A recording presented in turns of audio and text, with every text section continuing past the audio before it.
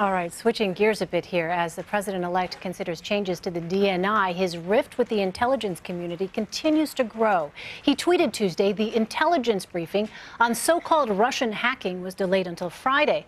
Perhaps more time needed to build a case. Very strange. So, Steve, let me go back to you. The intelligence community has been steadfast in their determination that Russia did, in fact, meddle in the election, yet the president-elect continues to cast doubt.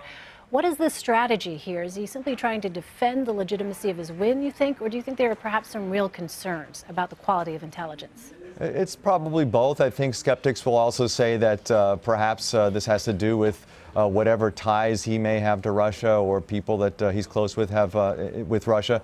Again, it's tea leaf reading. We don't exactly know what's going on here. I think it's pretty clear. Well, it's not totally clear, but it's somewhat clear that there is a legitimacy issue that Trump has been bringing up since the election. He won the electoral vote. He didn't win the popular vote. He wants it to be out there that he won this thing fair and square. He doesn't want it to be out there that Russia helped him win the election. So that's part of it. But at the same time, it's taking it this far with the intelligence community, coming out and saying, wait until the report comes out, see what we're talking about, trust us, you'll be on board with us when you read this thing.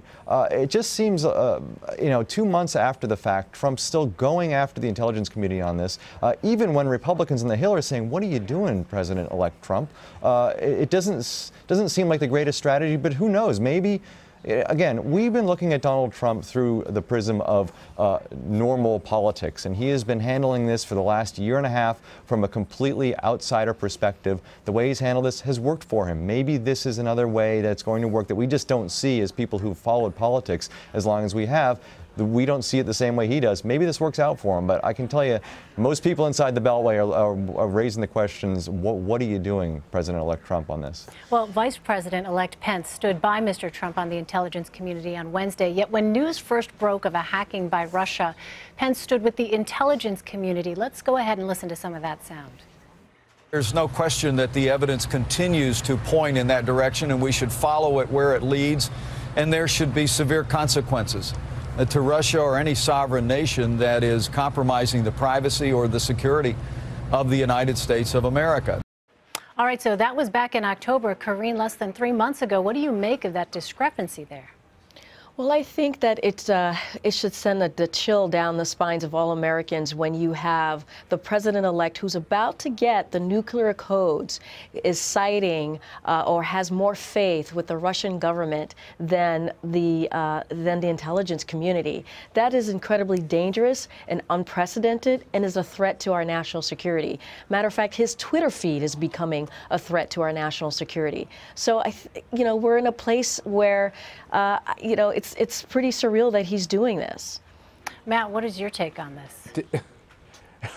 Well, it might not surprise you that I completely disagree with that statement. Here's what we do know, which is President Obama and his political leadership that he has put in charge of the intelligence agencies have screwed up. We have a big problem with cybersecurity. And Russia and many of our enemies and probably some of our allies are spying on us regularly in the cyber world. And the administration has left us vulnerable. When he says Russia hacked our election, don't we expect that our national security apparatus can protect us? And shouldn't we have the type of technology that prevents people from monkeying around with our elections? Not that I believe that that happened, but they're indicting their own policies. And it seems so silly to me that this is all about Donald Trump dealing with Vladimir Putin. The President of the United States has an obligation to protect us, and by his own statement, he believes he failed. Elaine, can I just say something really quick? Yes, go ahead. We have to remember the last press conference that Donald Trump had, he invited Russia to hack our elections, and they did.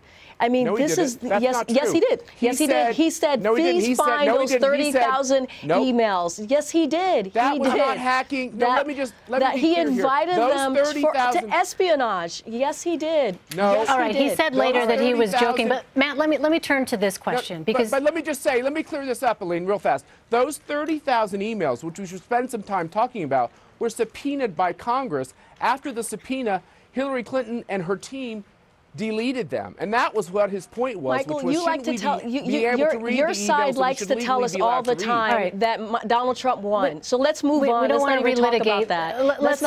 Let's Matt, turn to something more recent here. Former CIA spokesman George Little wrote on Twitter, "No POTUS, President-elect of the United States, in our history has ever mocked his own intelligence community so openly or so often," and went on to say, on January 20th, we will be less safe. What do you say to that, Matt? Well, I think usually what you had is Democrats, especially Frank Church and others on the Hill, who spent their careers attacking the intelligence community, and you actually have a Republican who is challenging them. And I would think that there'd be more Democrats who would say, you know, the intelligence community isn't off limits. When they make mistakes and when they make us vulnerable, we ought to challenge them. And I think what Donald Trump is saying to them, and I agree, it's not the normal way to do it when you use Twitter and these other ways to communicate. But I think what he's saying is that if you have the proof, come show not only me, but the American people, so that all of us who voted in this election can have confidence in what was done right and also have knowledge about what was done wrong. And I think that's what all of us as voters are deserved. Steve, let me turn to you. CBSN security consultant Ron Hosko made the interesting point earlier that the president-elect perhaps views the current intelligence community as President Obama's people, and that once he takes office, he'll start to embrace the community as his own. What do you make of that theory? Well, they're not political. These are intelligence folks, and yeah, of course, there's going to be people that are appointed or nominated by the sitting president. But this isn't a political situation. These are people who are trying to protect the national security of this country. And it's, you know, you hear it's not just Democrats, it's Republicans as well, wondering why there's so much animosity toward the intelligence community on this. This isn't about politics, and I understand that Trump is worried about this legitimacy problem and worried about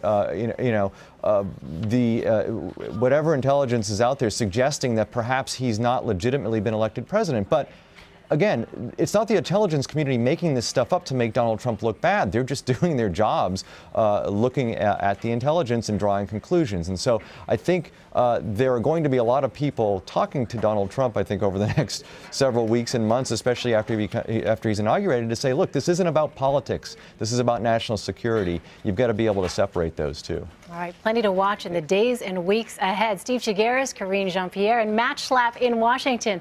Thank you all. Thanks. Thanks, Elaine. Thanks.